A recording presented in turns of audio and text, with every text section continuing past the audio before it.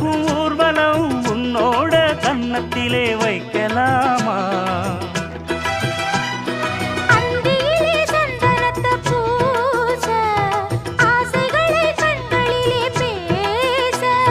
சேலையிலே நீ விசிறி வீச காலையிலே பார்த்த கண்ணு கூச என்ன சுகமோ எப்ப வருமோ என்னென்ன பண்ணுதையா